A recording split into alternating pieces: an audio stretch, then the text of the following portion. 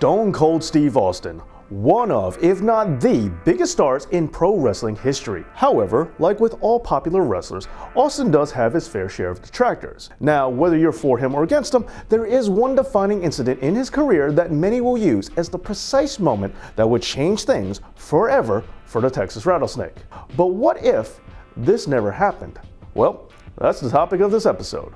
Because today, Dave knows what might have happened if Stone Cold Steve Austin never broke his neck.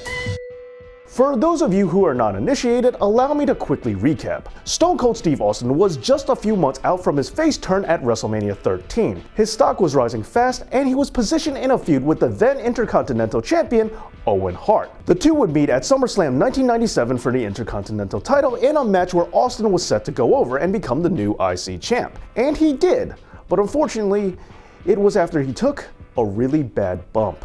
Owen Hart performed a sit-out piledriver on Austin, and Stone Cold ended up hitting his head on the canvas, breaking his neck. Now, accidents do happen, but there is some controversy behind this botch, namely, why did it happen in the first place? Well, there is a debate over what exactly happened. Some say that the plan was for Owen to execute a tombstone piledriver landing on his knees. According to some, Owen, for unknown reasons, executed a sit-out piledriver from the tombstone position instead, with Austin not being prepared to take the bump. However, there are some that say that the sit-out was always the plan and that Austin was meant to push off on Owen's thighs while taking the move and that he just forgot to do so. Furthermore, there are those who have said that Owen felt guilty about this for the rest of his life. And there are also those who have allegedly claimed that Austin held a bit of a grudge against Owen for the same amount of time. But I cannot emphasize this enough, that when it comes to who's to blame, if anyone, and what the plan really was and how either of them felt about the whole situation is just hearsay and not fact. I am not claiming to know the truth here, and nor am I taking sides on the issue. I'm merely bringing up some speculations that have been brought up on the subject. Now, with that out the way, let's move on and wonder what would happen if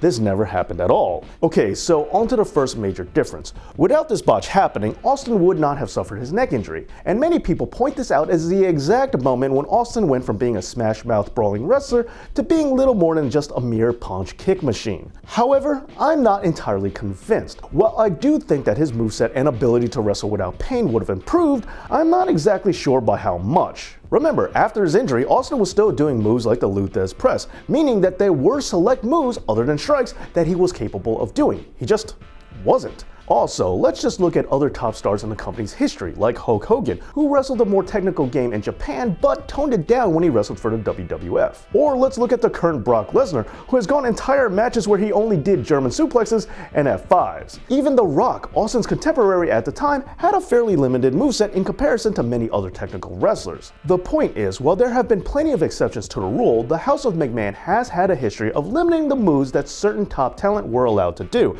especially as said talent has gotten older, relegating many of them to doing just strikes and their signature moves. So there is a chance that Austin may have just gone this route anyway. Furthermore, when it comes to protecting Austin, what moves he did was only part of it, as the moves that were being done to him was the other part of the equation. Which means that I'm fairly certain that the piledriver wouldn't have been banned, at least not for a while. There is the chance that potential head trauma moves would have been banned anyway after Benoit and or the concussion lawsuit. But also, continuing with the idea of protecting Austin, there are also several other wrestlers that things might have been different for as well. One rumor circulating is that Vince Russo actually wanted Austin to have a main event feud with Ken Shamrock while he was the champion. But McMahon was worried about how the stiffer Shamrock might possibly injure his top star. But remember, the two did face each other twice in 1998. Nevertheless, the rumor still circulates that Austin was being protected from engaging in big pay-per-view bouts with known stiff talent like Ken Shamrock and Big Van Vader. So according to those rumors, without the injury, there is the chance that maybe some highly physical feuds with rougher opponents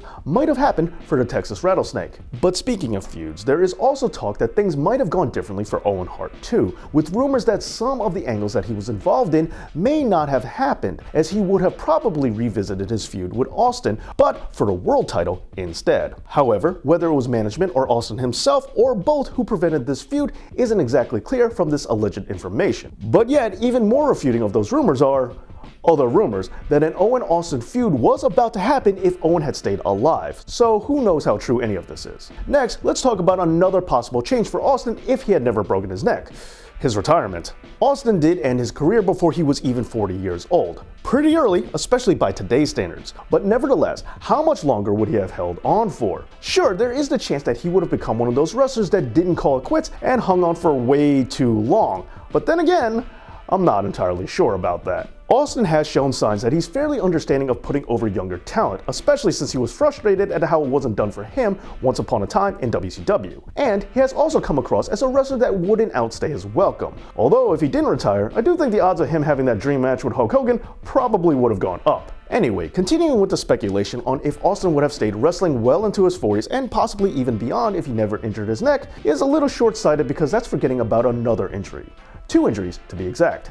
His knees. As Austin's career went on, his knees got worse and worse, going from needing only 1 knee brace to eventually needing 2. And unlike his neck, which can be protected from impact to an extent, a wrestler's knees really can't be shielded all that much. Running, jumping, kneeling, hitting the mat, and even just getting up all takes a toll. And while it seems that it was manageable, if Austin's career had gone on any longer, it may have gotten to the point where his knees would have just played a big part in him calling it quits. But now, let's move on to a dark topic because there is one unfortunate incident that happened that we need to discuss. Austin's domestic abuse charges. It has been said that the domestic violence that happened at the hands of Austin may have been the result of steroid abuse. So if Austin never suffered his severe injury, he may not have abused substances like steroids, and maybe his cases of domestic violence might not have ever occurred.